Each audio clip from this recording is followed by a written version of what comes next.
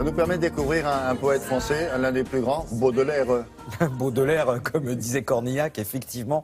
Charles Baudelaire, l'œil de Baudelaire au musée de la vie romantique. Alors effectivement, Baudelaire, on connaît surtout ses textes. Et on se dit, un musée qui va nous parler de la vie de Baudelaire va nous parler avant tout de ses œuvres. Et en fait, là, le parti pris est complètement inverse. Parce que Charles Baudelaire, on est en 1840, il exerce aussi le métier de critique d'art. Donc il va s'intéresser aux peintures de son époque. Donc il va s'intéresser à Corot, il va regarder, il va avoir une admiration pour Eugène Delacroix. Et puis à l'époque, ce qu'on va voir avec cette exposition, c'est le basculement entre d'un côté tout le romantisme et les précurseurs de ce qui sera plus tard l'impressionnisme. Sauf que, et c'est ce qu'on apprend dans cette exposition, le Charles Baudelaire, il ne voit absolument pas venir du tout l'impressionnisme. Et oui, c'est normal, parce que lui, il est avec ses copains les romantiques, et donc il est, voilà.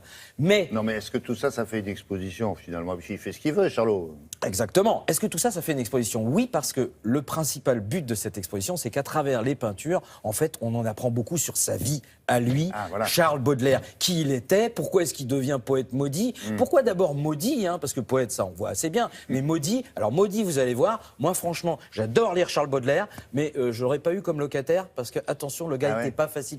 Non. Direction le musée de la vie romantique à Paris. Le poète est semblable au prince des nuées. Ses ailes de géant l'empêchent de marcher. On démarre l'œil de Baudelaire par ce portrait. Alors il est tout jeune, il a 23 ans, ses parents en ont ras-le-bol, il se fait renvoyer de tous les lycées, donc ils l'ont mis sur un bateau direction les Indes. En fait, le bateau, il l'a pas pris, enfin il l'a pris et puis à moitié il est revenu en France. Et puis il leur dit, ça y est, j'ai la sagesse en poche. Bon, ce qu'il aura surtout en poche, c'est son héritage, qui va bien sûr s'empresser de dilapider. Alors c'est son pote, Émile de Roy, qui a fait ce portrait-là. Quand même 23 ans, je sais pas quel âge vous lui donnez, mais peut-être pas, hein. Oui, j'aurais dit 47 là-dessus. Il est déjà très torturé, Charles. Il me semble parfois que mon sang coule à flot.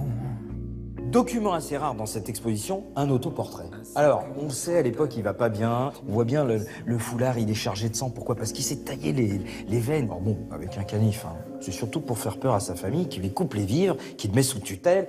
Et du coup, il est obligé, pour échapper aux créanciers, de déménager tout le temps. On lui connaît quand même 41 domiciles. Oui. Parce qu'à chaque fois qu'il y a un huissier, ah non, désolé, Charles n'habite plus ici. C'est là-bas, d'accord, pas de problème. Ah non, il habite plus ici, c'est par là, d'accord. Bonjour, on vient pour Charles Baudelaire. Ah non, désolé, il est de l'autre côté, d'accord. Bonjour, on vient voir Charles. Il est... Ah non, il est plus ici, il est en bas. Ah d'accord. Et pendant ce temps-là, il peut écrire tranquillement les fleurs du mal.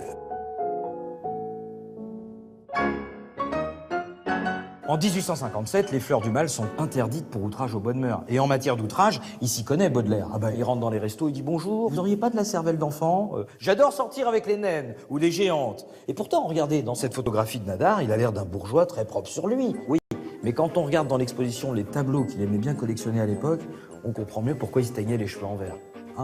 Oui, je sais, là c'est rouge, mais enfin, Baudelaire, c'était vert. Voilà.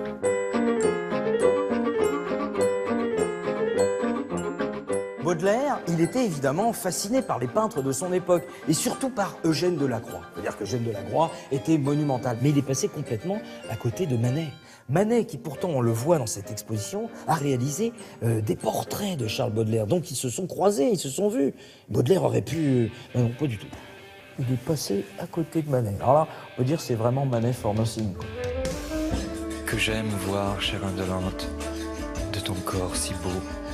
Et les femmes dans tout ça? Eh bien, il y en a deux qui vont traverser les fleurs du mal. Il y a la Vénus noire, Jeanne Duval, et puis la Vénus blanche, Madame de Sabatier. Mais selon son grand ami Nadar, le photographe, Baudelaire serait resté un poète vierge, c'est-à-dire qu'il n'aurait jamais consommé. Enfin, il est quand même mort de la syphilis. Puis la syphilis, a priori, ça s'attrape pas avec un mouchoir. Ou alors c'est nouveau.